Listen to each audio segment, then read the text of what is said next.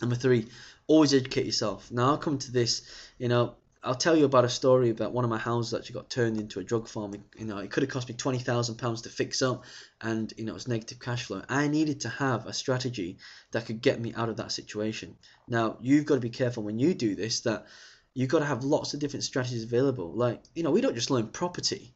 We learn lots of other things. We learn marketing, we learn sales, and by the way, if people who don't like sales, you need to get yourself trained up in sales, because if you don't like being sold to, or if you don't like being sales, then you might as well just get out of this business, because when you're speaking to people about buying the properties and solving the problems, you're actually selling yourself to them. So you have to enjoy sales. If you don't like that, then I suggest you get yourself trained up in that. And again, we will be covering a lot of this throughout your e-class sessions.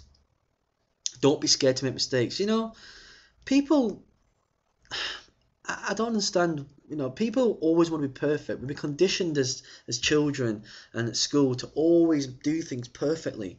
But you don't have to. You have to make the mistakes. The more mistakes you make, the better you're going to get.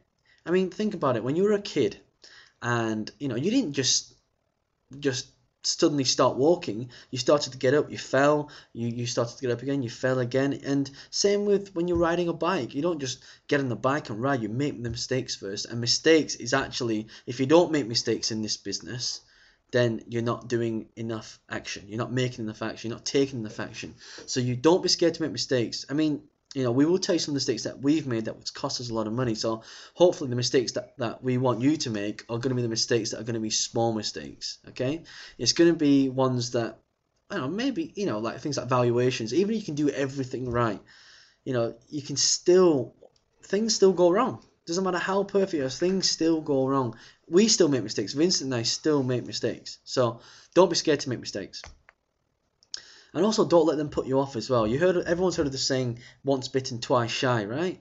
Well, Vincent, when he started in property, before that, it was actually internet marketing. And, he lost a lot of money in internet marketing. And for a while, it put him off. But what happened is he used his skills and he went back into internet marketing. And as a result of that, has made millions and millions of pounds. Yeah, and this is using a strategy that he's learned in the internet marketing field and applying it to property. So don't let things put you off. Like if you walk into an estate agent and they just look at you and don't take you seriously, just go in there and go to the next person and forget what happened. And don't let them affect your state, because if that happens, you just won't get the best results you're looking for.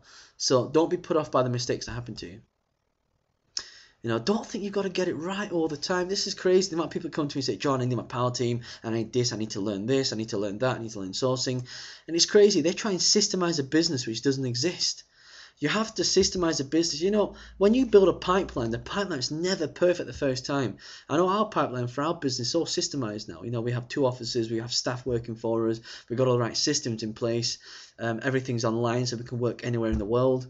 And, do you think we set that system up right from the start, from day one? No, absolutely not. We had to go through the mistakes first to do it. And that is what you've got to get into your mindset. The mindset is you have to be able to just take action. This is where people procrastinate and they make excuses to put themselves off. It's a bit like, I don't know if you've ever bought a book before, and then a self-development book, and you've put it on your shelf. I don't know if you've ever done that, but if you listen to this, I know I have. That is, you got to take action, okay? So don't think you have to get everything right all the time. Just go into it, refine it, make it better, tweak it, make it better, okay? See, and that's the process. You go through the process of elimination. Number 7, consistency. When I was younger, I always wanted to look like Bruce Lee, yeah? Believe it or not, people who've seen me now, I used to have a body like Bruce Lee, and my consistency was, I always used to get up and I used to do 100 press-ups and I used to do 500 sit-ups every morning. I did that for 3 years. And if I can find a picture, those of you who want to see it, I'll show you how chiseled I was. And now that was consistency. Yeah. And, the problem is with the brain, the way the mind works is if you think of a task, if you say that, right, I'm going to earn, £25 million this year, your mind won't do it, because on a scale of 1 to 10, you have to ask yourself, how realistic is that? And if you have to persuade your mind. If you persuade your mind to consistently do it, like I don't know if you want to, get really fit, but all you got to do, like for me, when I wanted to get chiseled, I wanted to be able to run 7 or 8 miles non-stop. But do you think I could do that from the start? No. I had to run 1 mile first, for a couple of months, then 2 miles, then 3 miles, then 4 miles. Now I can run 8 miles non-stop. I can do that very quickly. And then I started timing myself. So consistency, they say a journey of 1,000 miles begins with what? A single step. Well, Robert Kiyosaki says it begins with a single baby step. So make a little step first and build it and build it and build it, because consistency gives you momentum. You have to have momentum to move forward. If you don't got momentum, then it just ain't gonna happen. Okay, and I'll end it with this. It's ready, fire, aim. People go ready, aim, ready, aim, ready, aim. You're just ready, fire, and then aim, and that's how you're gonna do it. That's how you're gonna get deals, and that is how you're gonna be successful. This is how, out of all the people I've dealt with, out of all the people that we've mentored and coached, the people with these mindsets are always the people who push forward, and you can see it from day one. We've got a girl who's joined our apprentice program, and she's always asking questions. That's the number one telltale when you know someone's going to be successful, is when they're inquisitive, when they're curious, when they've got a lot of energy. Again, I learned something from T. Harv Eker. If you've got a lot of energy, that means you're going to be successful, because you'll have the energy to push through. So, also have an open mind. A lot of the things I'm saying now, people may or may not agree with what I'm saying, but I'm just saying things from my personal experience, from all the other people's experience who I know who are successful in their business. So just have an open mind. So I've got some homework for you. This is called a mind dump.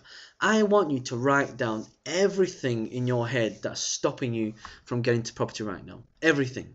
And I want you to think of your brain, all the things that are stopping you right now. You think, well, I can't do this, I can't do that. That's an excuse. Well, I don't have enough time. All these things, it's like a barn. Okay, if you imagine a boat underneath it, when it's moving in the water, you have barnacles. Barnacles are these little shells that stick onto the bottom of the boat. So when you say I've got enough time, that's another barnacle on your brain. You say I don't have enough education, that's another barnacle on your brain. And basically throughout life, people acquire all these barnacles, and it paralyzes them from taking action.